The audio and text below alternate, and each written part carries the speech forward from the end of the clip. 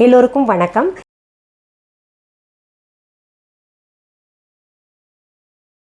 கோவக்காய் நட்ஸ் புலாவ் செய்து காமிக்க போகிறேன். இப்போது நம்ம கோவக்காய் புலாவ் செய்வதற்கு தேவையான பொருள்கள் என்னென்னு பார்த்துடலாம். அதாவது செய்முறை விளக்கத்தோடையே உங்களுக்கு நான் சொல்லிக்கிட்டு வரேன் எவ்வளோ குவான்டிட்டி சேர்க்கணும்னு சொல்லிட்டு.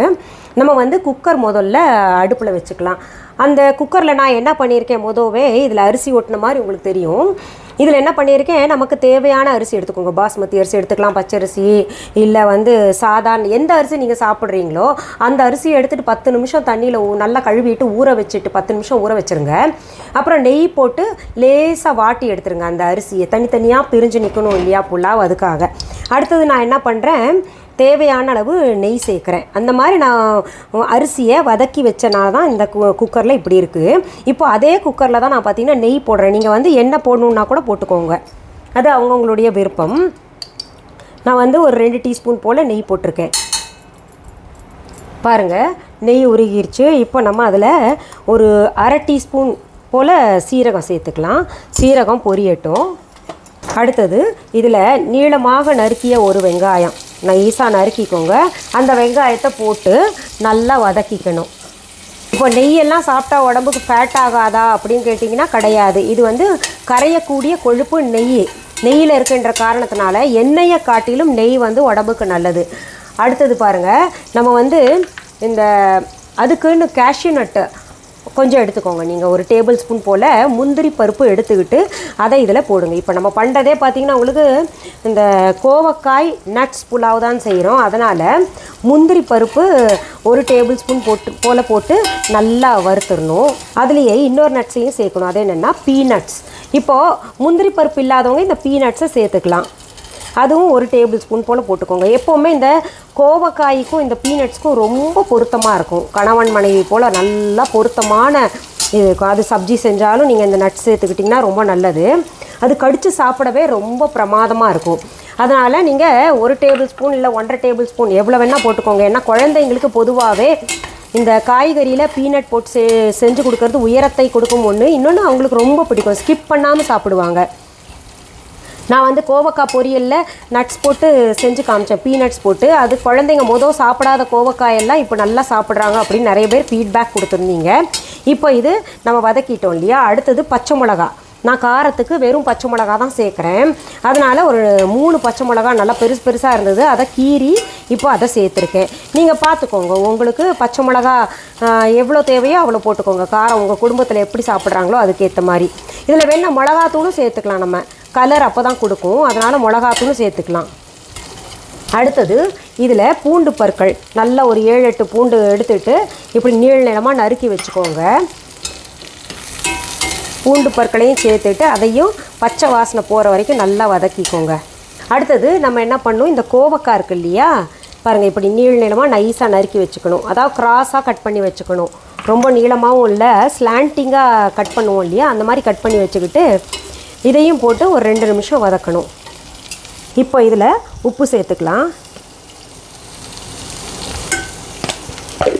இப்போ பாருங்கள், இந்த கோவக்காய் நல்லா வதங்கிக்கிட்டு இருக்கு. நமக்கு இன்னும் வேக வைக்க போகிறோம் இல்லையா, அதனால் ரொம்ப டீப் ஃப்ரை பண்ணுன்றது அவசியம் கிடையாது. இந்த பொரியலுக்கு வறுக்கிறோம் இல்லையா, அந்த மாதிரி வறுக்கணுன்றது அவசியம் கிடையாது. இப்போ நம்ம இந்த அரிசியை சேர்த்துக்கலாம்.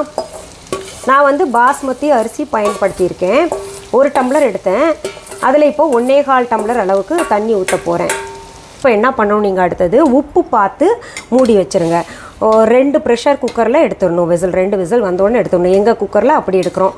உங்கள் குக்கர் எப்படி இருக்கோ அதை பொறுத்து நீங்கள் பார்த்துக்கோங்க. இதில் வேறு மசாலா தூள் சேர்க்கலையா அப்படின்னு கேட்டிங்கன்னா, இதில் பார்த்திங்கன்னா இன்னொரு விஷயத்தை கவனிங்க. இந்த நட்ஸை தவிர நம்ம எல்லாமே பச்சையாக இருக்கணுங்கிறதுக்காக பச்சை மிளகாய் சேர்த்துருக்கேன். அப்புறம் இந்த கோவக்காயும் பச்சையாக இருக்குது. இது ஒரு வித்தியாசமாக இருக்கட்டுமேன்னு சொல்லிட்டு இப்படி பச்சையாகவே நான் விடுறேன், எந்த தூளையும் சேர்க்காம. இப்போ நான் குக்கர் மூடி வைக்கிறேன் உப்பு பார்த்துட்டு. சரி, இப்போது அந்த புலாவ் அடுப்பில் வச்சுருக்கோம் இல்லையா குக்கரில், அது விசில் வர்ற வரைக்கும் நம்ம சும்மா இருக்க வேண்டாம். என்ன பண்ணலாம், அதுக்கு தேவையான பச்சடி செய்து காமிக்கிறேன். அதற்கு வெங்காயம் தக்காளி பச்சடியே நல்லா பொருத்தமாக இருக்கும். இல்லை நீங்கள் ஏதாவது கிரேவி செய்யணுன்னா நான் நிறைய கிரேவி செய்து காமிச்சிருக்கேன். அந்த கிரேவியில் ஏதாவது ஒன்று நீங்கள் செஞ்சுக்கோங்க. இப்போ இந்த பச்சடிக்கு தேவையான பொருள்கள் என்னென்னு பார்த்துடலாம். என்ன வெங்காயம் தக்காளி பச்சடி எங்களுக்கு தெரியாதா அப்படின்னு நினைப்பீங்க. இருந்தால் கூட இப்போ இருக்கிற யங்ஸ்டர்ஸ்க்கு எல்லாம் நம்ம செய்முறை காமிச்சாதான் அவங்களுக்கு புரியுது, அதனால தான் சொல்கிறேன். நான் இந்த கோவக்காய் நட்ஸ் புலாவுக்கு தொட்டுக்கருக்கு எந்த சைட் டிஷ்ஷும் பண்ணல. ரொம்ப சிம்பிளாக பார்த்தீங்கன்னா இன்றைக்கி அதுக்கு தயிரில் இந்த வெங்காயம் பொடி பொடியாக நறுக்கிட்டு அது ஒரு வெங்காயம் போட்டுட்டு தக்காளியும் பொடி பொடியாக நறுக்கிட்டு வெங்காயம் தக்காளி பச்சடி செய்ய போகிறேன். இது ரொம்ப சுவையாக இருக்கும். இப்போ உங்களுக்கு வெள்ளரிக்காய் சுலபமாக கிடைக்கும். வெள்ளரிக்காய் கூட சேர்த்துக்கலாம். இதில் வெறும் உப்பு போட்டுக்கோங்க. சாதாரணமாக நம்ம வெங்காய பச்சடி சாப்பிட்றோம் இல்லையா, அதை காட்டிலும் தக்காளி சேர்த்து நீங்கள் செஞ்சிங்கன்னா ரொம்ப சுவையாக இருக்கும். இப்போ பாருங்கள், இப்போ தான் குக்கர் திறந்தேன். எவ்வளோ பிரமாதமாக இருக்குது, பார்க்கவே ரொம்ப அழகாக இருக்குல்ல, சாப்பிடவும் ரொம்ப சுவையாக இருக்கும். இன்றைக்கி இந்த கோவக்காய் நட்ஸ் புலாவ் பார்த்தோம் இல்லையா, ரொம்ப எளிமையாக இருக்கு இல்லையா, ஆனால் டேஸ்ட் பார்த்திங்கன்னா ரொம்ப பிரமாதமாக இருக்கும். இது நீங்கள் சாப்பிட்டு பாருங்கள். நம்ம பிள்ளைங்களுக்கு காய்கறியை இப்படி தான் ஏதோ ஒரு வகையில் அவங்களுக்கு பிடித்த வகையில் சமைத்து கொடுக்கணும். நிறைய பேர் சொல்கிறீங்க என் பிள்ளை சாப்பிட மாட்டேங்குது, என் பிள்ளைக்கு செய்ய காய்கறி சாப்பிட மாட்டேங்குது, தொடவே மாட்டேங்குது அப்படின்றீங்கள. அவங்களுக்கு பிடித்த வகையில் நம்ம சமைத்து கொடுத்தோமே ஆனால் நிச்சயமாக சாப்பிடுவாங்க. அதற்கு உதாரணம் நான் சொல்கிறேன். இந்த பாவக்காய் என் பிள்ளை தொடவே மாட்டான்னு சொல்லிட்டு நிறைய பேர் சொல்லிக்கிட்டு இருந்தீங்க.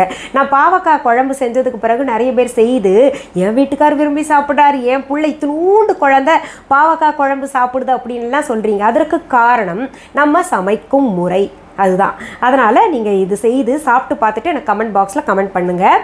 மீண்டும் அடுத்த பதிவில் வேற ஒரு நல்ல தலைப்போடு உங்களெல்லாம் சீக்கிரத்தில் சந்திக்கிறேன். அது வரைக்கும் நன்றி, வணக்கம்.